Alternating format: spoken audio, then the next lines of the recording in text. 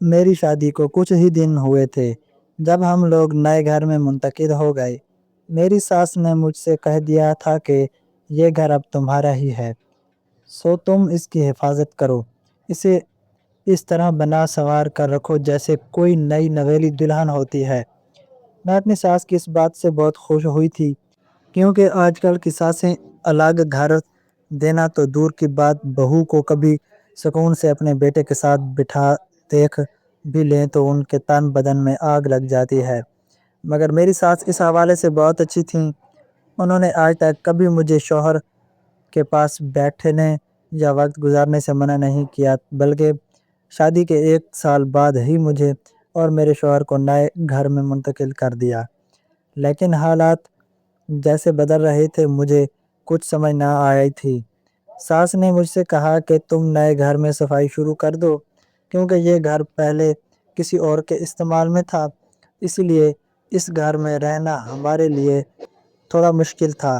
لیکن گھر خوبصورت تھا، کشادہ تھا، ہوادار تھا۔ اگر میں اس کی تھوڑی دیکھ بھال کرتی تو اچھا خاصا لگتا۔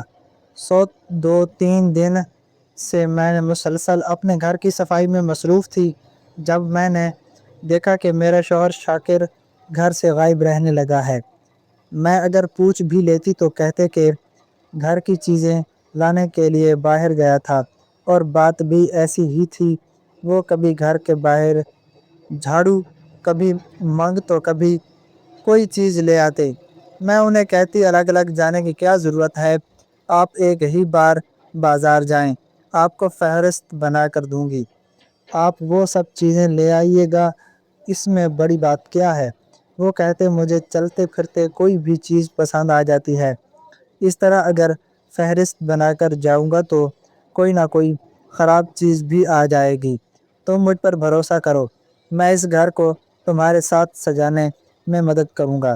میں اپنے شوہر کی اس بات سے خوش ہو گئی۔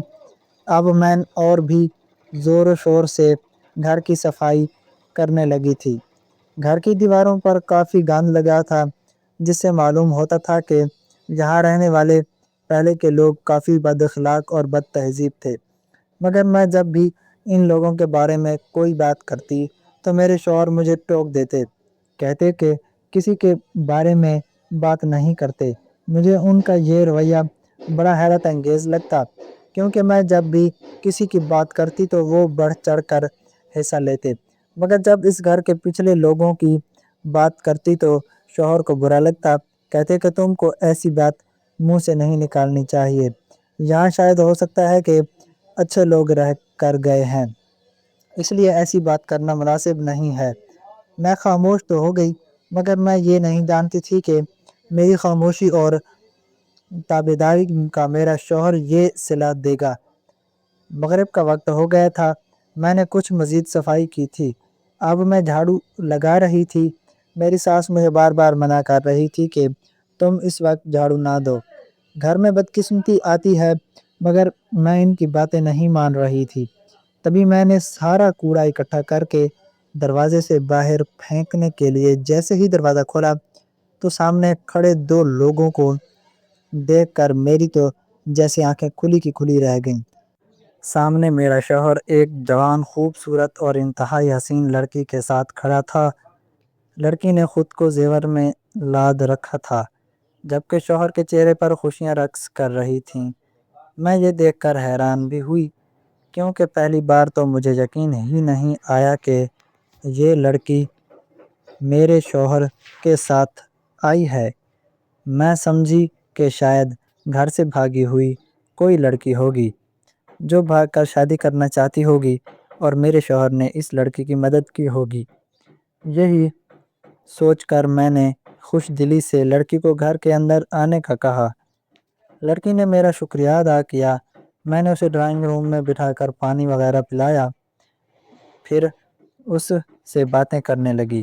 میرے شوہر بہت خوش تھے، ہم دونوں دیکھ کر مسکرا رہے تھے۔ یہ کون ہے؟ آپ نہیں جانتے ہیں لائے جو ہیں؟ اچانک میں نے مشکوک سے لہجے میں پوچھا۔ ارے یہ تو تمہاری نوکرانی ہے، تمہاری خدمت کرے گی، تمہارا ہر کام کرے گی، تمہاری فکر میں نے تمہارے لیے اتنی خوبصورت کام والی لائی ہے، دیکھو تو صحیح۔ شوہر کی یہ بات مجھے اچھی نہیں لگی۔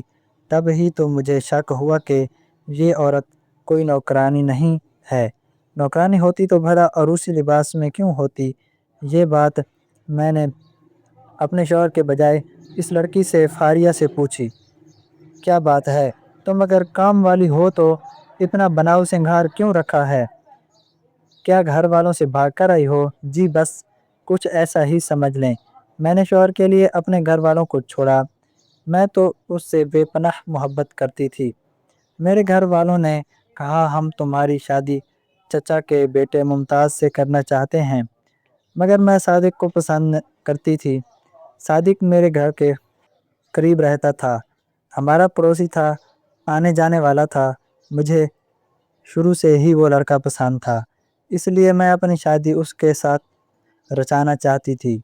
مگر پھر عجیب بات تو یہ ہوئی کہ میرے شوہر کو میرے ماں باپ نے رد کر دیا۔ اب مجھے کچھ نہ کچھ تو کرنا ہی تھا۔ میں اپنے محبوب سے دور نہیں رہ سکتی تھی، اس لیے میں نے اس سے مل کر یہ فیصلہ کیا کہ ہم رات کے 2 بجے گھر سے بھاگ جائیں گے اور پھر کبھی اپنے گھر والوں کی طرف مڑ کر نہیں دیکھیں گے۔ جب یہ لوگ راضی ہو جائیں گے، ہم دونوں کو ایک دوسرے کا سمجھنے لگیں گے، قبول کر لیں گے تو ہم واپس آ جائیں گے۔ اگرچہ میرا محبوب اس بات سے متفق نہیں تھا، مگر میں نے ہمت کی اور رات کے 2 بجے اپنے گھر سے قدم باہر رکھ دیا۔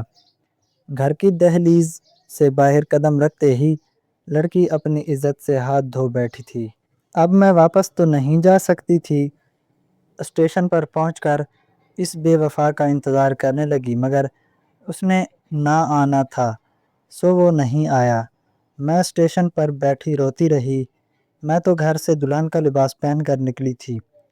مجھے تو لگتا تھا کہ وہ میری ہر بات مانے گا، میری اتنی بڑی قربانی کی قدر کرے گا، لیکن اس نے تو عین موقع پر پیٹھ دکھا دی۔ وہ تو یوں بھاگا جیسے گدھے کے سر سے سینگ۔ میں نے سوچا بھی نہیں تھا کہ میرے لیے وہ اتنا بڑا گڑھا کھود دے گا، مجھے بیچ راستے میں لا کر یوں اچانک ہی چھوڑ دے گا۔ گھر جانے کے بجائے میں اسٹیشن پر ٹرین کا انتظار کرنے لگی۔ تھوڑی ہی دیر میں ٹرین آ گئی۔ میں نے گاڑی پر بیٹھتے ہی اس بے وفا کو یاد کر کے رونا شروع کر دیا۔ تب ایک عورت میرے پاس آئی، اس نے مجھے کچھ رقم دی اور کہا تم کراچی شہر میں اتر جانا، وہ شہر غریبوں کے لیے کسی ماں کی آغوش جیسا ہے، ضرور تمہیں کوئی نہ کوئی کام مل جائے گا، نہ ہوا تو تم کسی دارالامان میں اتر جانا، لیکن بیٹی میرا مشورہ ہے تم اپنے ماں باپ کے گھر چلی جاؤ۔ اس عورت نے مجھے یہ بات کہی تو تھی، مگر اس وقت میں سمجھی نہیں، بس کرتے کرتے وہاں سے آ گئی۔ کراچی پہنچ کر مجھے سمجھ نہ آیا کہ میں کیا کروں۔ ایک فیکٹری کے سامنے کھڑی تھی کہ اچانک میرے شوہر مل گئے۔ تبھی انہوں نے کہا کہ تم میرے گھر میں نوکری کر لو، ویسے بھی تمہارے آگے پیچھے کوئی نہیں ہے۔ دراصل میں نے ہی انہیں اپنی دکھ بھری رو دعا سنائی تھی، تب یہ مجھے گھر لے کر آ گئے۔ اچھا، واقعی، میں نے اپنا دل صاف کر کے بولا، پھر تو بہت اچھی بات کی ہے شاگر، آپ نے مجھے بتایا کیوں نہیں کہ آپ نے ایک غریب لڑکی کی مدد کی ہے؟ ویسے شک تو مجھے بھی تھا کہ آپ نے کسی لڑکی کو سہارا دیا ہے، لیکن میں یہ نہیں جانتی تھی کہ آپ اتنے بڑے دل والے ہوں گے۔ آپ نے میرے لیے انہیں گھر لایا، گھر کے کاموں میں تو آسانی ہوگی ہی، میں دن بھر کی زحمت سے بچ جاؤں گی۔ میری بات پر شاکر مسکرا دیے۔ ہاں، بس اس لیے کہ تو میں اپنی بیگم کا بہت خیال رکھتا ہوں، اس لیے اس لڑکی کو یہاں لایا ہوں۔ میری ساس اس وقت کمرے میں داخل ہوئیں اور شاکر کی طرف دیکھ کر بولیں، شاکر بیٹے، میں چاہتی ہوں کہ تم اپنی بات کو ابھی واضح کر دو۔ کیا اماں جی؟ شاکر نے گھوم کر اپنی ماں کی طرف دیکھا تو ماں جی خاموش ہو گئیں۔ اچھا ٹھیک ہے، میں ابھی جاتی ہوں، میں تم لوگوں سے بعد میں بات کروں گی، دراصل میں یہاں اپنے کسی کام سے جا رہی ہوں، ساس نے کہا اور کمرے سے نکل گئیں۔ ان کی آخری بات نے مجھے شک میں ڈال دیا۔ شاکر کے کہنے پر میں نے اس لڑکی کو الگ کمرہ دے دیا، مگر حیرت کی بات یہ تھی کہ اس نے مجھ سے نئے کپڑے طلب نہیں کیے تھے۔ کہنے لگی کہ میرے پاس اپنے کپڑے ہیں، میں وہی پہنوں گی۔ میں سوچنے لگی کہ اگر وہ گھر سے اس طرح نکلی تھی، یعنی بے سر و سامانی کے عالم میں، پھر اس کے پاس اپنے لیے پہننے کے جوڑے کہاں سے آئے؟ خیر میں نے اسے الگ کمرہ دے دیا۔ شاکر میرے پاس آئے تو انہوں نے اس لڑکی کی ہوئی بات نہیں کی۔ تبھی میں مطمئن ہو گئی، لیکن رفتہ رفتہ میرے شوہر کی غیر فرما برداری سمجھ آتی گئی۔ وہ شمائل کی جانب زیادہ جھکاؤ دکھانے لگے۔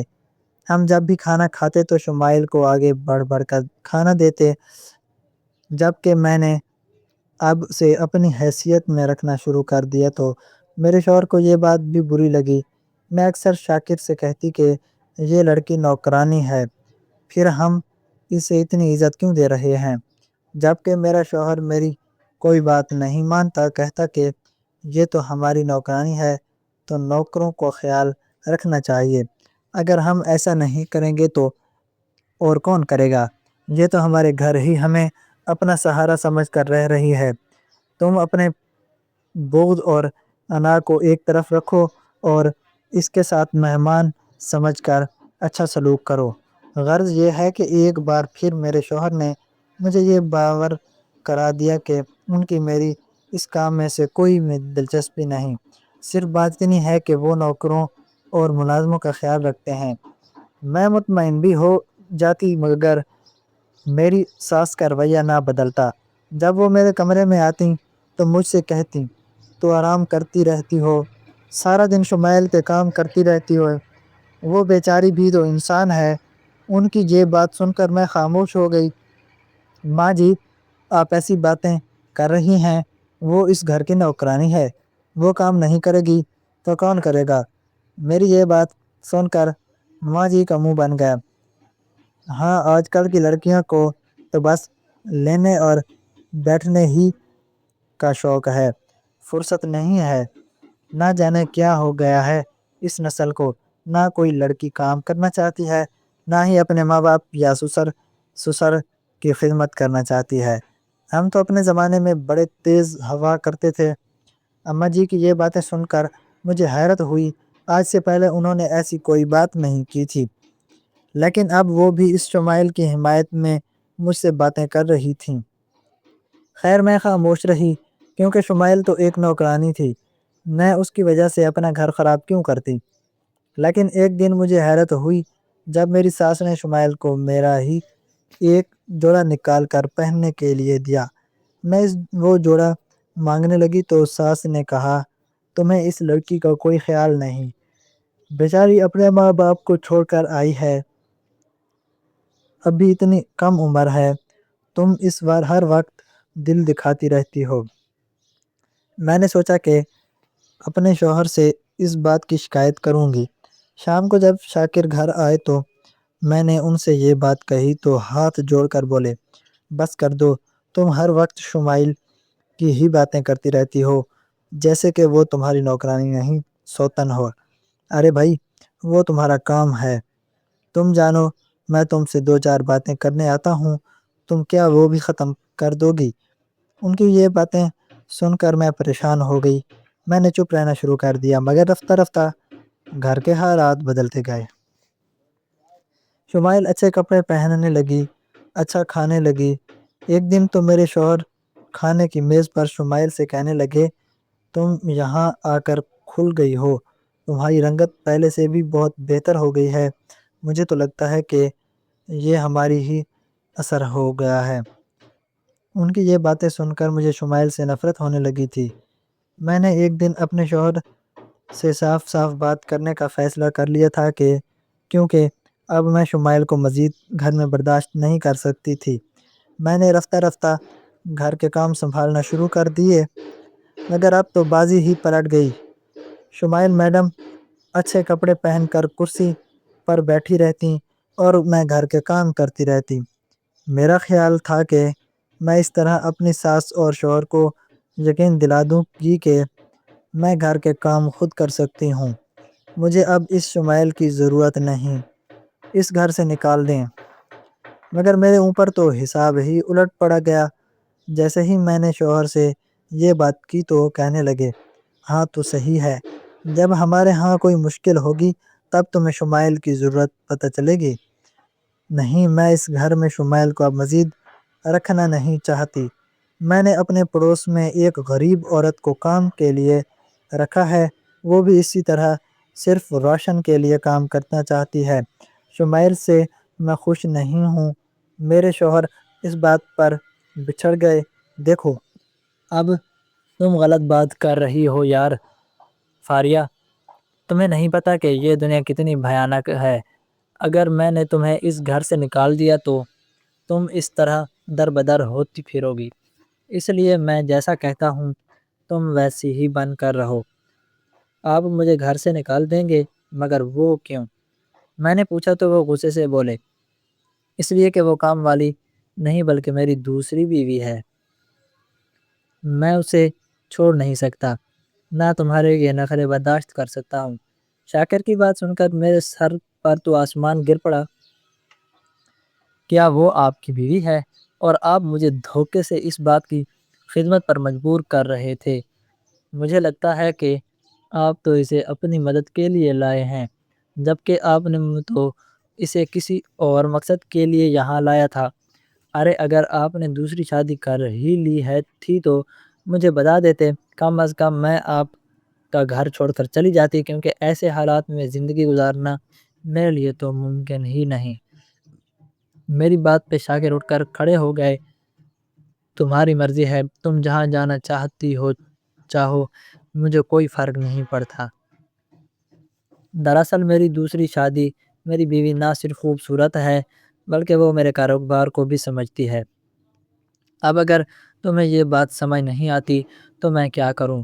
ویسے بھی مرد کو 4 شادیوں کی اجازت ہے، تم نے اگر اسے تسلیم نہیں کرنا تو تم مت کرو، لیکن میں اب اس سے اپنا چکا ہوں، اسے سہارا دے چکا ہوں، اب یوں نہیں کر سکتا تھا۔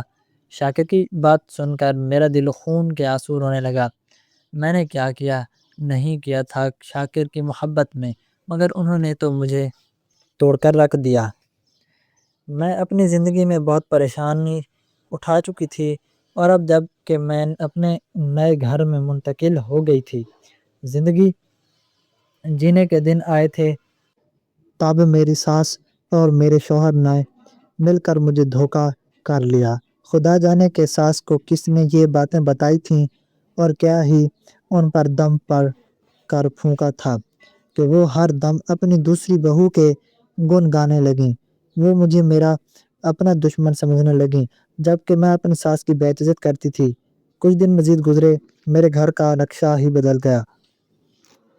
میں اپنے گھر کی نوکرانی بن کر رہ گئی، جبکہ میرے شوہر اور میری ساس میری سوتن کی تعریفیں کرتے رہتے۔ ایسے حالات میں مجھے ذہنی مریض بنا دیا۔ ایک دن میں نے قسم کھائی کہ آج میں اس گھر میں نہیں رہوں گی، چاہے جو بھی ہو جائے۔ اس گھر سے نکل کر کہیں دور چلی جاؤں گی، جہاں نہ میرا شوہر ہو، نہ میری ساس اور نہ ہی میری سوتن۔ لیکن اس کے لیے مجھے بہت کوشش کرنا تھی کہ سب سے پہلے تو مجھے اپنے لیے کوئی ٹھکانہ ڈھونڈنا تھا، لیکن میں ایسا کرنا نہیں پائی، اس لیے پہلے کہ میرے اپنے شوہر سے لڑائی ہو گئی۔ جب میں نے گھر سے جانے کی بات کی تو سوتن نے اور شوہر سے مل کر مجھے نہ صرف بدچلن عورت کہا بلکہ لڑاکو، بے صبری اور منہ پھٹ بھی کہا۔ اپنے ہی شوہر کے منہ سے اپنے لیے یہ بات سن کر میرا دل کرچی کرچی ہو گیا۔ سوچا کہ اب تو اس دنیا میں رہنے کا کوئی جواز نہیں ہے، مجھے تو مر جانا چاہیے۔ جس عورت کا شوہر ہی اس کا نہ ہو سکا، اس کی محبتوں کا کیا فائدہ؟ میں نے اپنے گھر سے نکلنے کی ٹھان لی۔ شوہر کی بات سنتے ہی میرا دماغ گھوم گیا تھا۔ میں نے مزید ان کی کوئی چیز نہ سنی اور فوراً سے بھاگ کر اپنے گھر آ گئی۔ اپنے کمرے میں آ کر میں نے بہت کوشش کی کہ کوئی 2 عملے جیسے میں اپنی زندگی کا تباہ خاتمہ کر لوں گی۔ ایسا نہیں ہوا۔ پھر میں اپنے گھر سے نکل پڑی، سوچا کہ کسی میڈیکل سٹور سے دوا لے کر اپنی زندگی ہی ختم کر دوں گی۔ جب ہی میری سوتن کو اور میرے شوہر کو چین آئے گا۔ میڈیکل سٹور پر پہنچتے ہوئے مجھے آدھا گھنٹہ لگا تھا۔ میرے پاس کرائے کے پیسے بھی نہیں تھے۔ اگر میں کرایہ نہیں دیتی تو زار کے پیسے نہ لے پاتی۔ خودکشی کرنے کے لیے بھی تو رقم کا ہونا ضروری ہے۔ تھوڑی ہی دیر میں دکان میں کھڑی تھی، میں نے اس دکان والے سے چوہے مار گولیاں طلب کیں۔ دکان والا مجھے حیرت سے دیکھنے لگا۔ آج کل تو سردیاں ہیں، اب چوہے مار گولیوں کی کیا ضرورت پڑ گئی؟ اس نے مشکوک نظروں سے دیکھا۔ بس جی، ہم ذرا نیچے والی منزل میں رہتے ہیں، اس لیے ہمارا گھر بہت گندا ہو رہا ہے، تو چوہے سردیوں میں بھی ہمارے گھر پناہ لیتے ہیں۔ میری اس بات پر سٹور والا مطمئن ہو گیا۔ اس نے مجھے چوہے مار گولیاں دے دیں۔ میں جیسے ہی وہاں سے نکلی، میرا دل زور زور سے کانپ رہا تھا۔ میں جاننا چاہتی تھی کہ آخر ایسا کیوں ہوا جو کہ میری ساس اور میرا شوہر بدل گئے، لیکن اب جاننے کا کوئی فائدہ نہیں تھا۔ میں اب آپ کی زندگی کو ختم کرنے والی ہی تھی کہ ایک بوڑھی عورت نمودار ہو گئی۔ عورت کا چہرہ بڑا عجیب سا تھا، وہ کچھ مردانہ قسم کی لگتی تھی۔ اس کے بال بھی ایسے تھے جیسے اوپر سے کوئی اس نے خود سے لگا رکھے ہوں۔ کیا بات ہے بیٹی، تم خودکشی کرنا چاہتی ہو؟ یہ گولیاں کیوں اٹھا رکھی ہیں؟ کیوں کھانا چاہتی ہو؟ اس عورت کی بات پر میں نے اپنی دکھ بھری کہانی اسے سنائی کوشش کی، مگر وہ اپنا ہاتھ ہوا میں اٹھا کر بولی، تم فکر کرنے کی ضرورت نہیں، تم خودکشی مت کرو، فجر تک دیکھو کہ ہوتا ہے کیا۔ اگر کچھ نہ ہوا تو بے شک تم اپنی جان دے دینا، مگر ایک بار مجھ پر یقین کرو، تم فجر ہونے تک کا انتظار کرو، پھر تم سے خود پوچھوں گی کہ میں تمہارے گھر بھی آؤں گی۔ یہ سن کر وہ عورت وہاں سے چلی گئی۔ میں حیران تھی کہ چلو اگر فجر تک میرے حالات بدل سکتے ہیں تو میں اتنا صبر بھی کر لوں، کیا حرج ہے۔ میں بیٹھ گئی۔ میں نے کہا میں اپنے گھر میں ہونے والے اس معجزے کو دیکھنا چاہتی ہوں جس سے میری زندگی بدل جائے۔ شام کے دن 10 بجے تک میں نے انتظار کیا کہ میری آنکھ لگ گئی۔ خدا کا شکر، فجر سے پہلے میری آنکھ ایک شور سے کھل گئی۔ میں نے دیکھا ہمارے گھر کے باہر شور ہو رہا تھا۔ میں حیرت کے مارے اٹھ بیٹھی، دیکھا کہ باہر زور زور سے دروازہ بجایا جا رہا تھا۔ شاکر نے دروازہ کھولا تو سامنے پولیس کھڑی تھی۔ پولیس والوں کی وردی دیکھ کر ہی میرے شوہر سمجھ گئے تھے کہ کچھ غلط ہوا ہے، مگر پھر جو انہوں نے ہمیں بتایا وہ تو ہماری سمجھ سے بالاتر تھا۔ دراصل میرے شوہر کی دوسری بیوی کوئی عام عورت نہیں تھی بلکہ جرائم پیشہ تھی۔ اس نے جو بھی اپنے کپڑے وغیرہ پہن رکھے تھے وہ صرف اور صرف دکھاوے کے تھے، ورنہ تو وہ لوگوں سے شادیاں کرتی اور ان کے زیور وغیرہ لوٹ کر بھاگ جاتی۔ ان دنوں اس کا واسطہ ایک بڑے تگڑے خاندان کے چشم چراغ سے پڑا۔ وہ اسے لوٹ کر بھاگنے کی کوشش کر رہی تھی کہ پولیس کی نظروں میں آ گئی، اور پھر پولیس اس کے پیچھے گئی۔ میرے شوہر کو اس نے بہلا پھسلا کر استعمال کرنے کی کوشش کی، وہ بھی اس کی باتوں میں آ گئے۔ ساس لالچ میں آ گئی کہ بہو امیر ہے تو انہیں بھی رنگ دے کر، مگر یہ سب تو چوری اور دکھاوے کا تھا، بھلا اس سے کیسے ہی کسی کی زندگیاں سنور سکتی ہیں۔ میرے شوہر نے فوراً اسے طلاق دے دی اور پولیس کو اپنا بیان ریکارڈ کروا دیا کہ ان کو یہ لڑکی سڑک کنارے سے ملی تھی، ان سے شادی کرنا چاہتی تھی، سو انہوں نے نکاح کر لیا۔ شاکر آج بھی اس بات پر بہت شرمندہ تھے کہ وہ ایک عورت کی خوبصورتی دیکھ کر بہک گئے تھے، مگر میں سوچتی ہوں کہ وہ عورت کون تھی جس نے مجھے یہ سب بتایا کہ کبھی ہمارے گھر آنے والے ایک پولیس والے کی شکل میں مجھے وہ عورت دکھائی دیتی ہے، تو کبھی لگتا ہے جیسے وہ اللہ کی میرے لیے مدد تھی کہ اللہ نے مجھے بر وقت سے بچایا۔ دوستو، آپ کو ہماری آج کی کہانی کیسی لگی؟ کمنٹ باکس میں اپنی رائے کا اظہار ضرور کریں۔ کہانی اچھی لگی ہو تو ویڈیو کو لائک کریں اور چینل کو سبسکرائب کر دیجیے گا۔ اللہ حافظ۔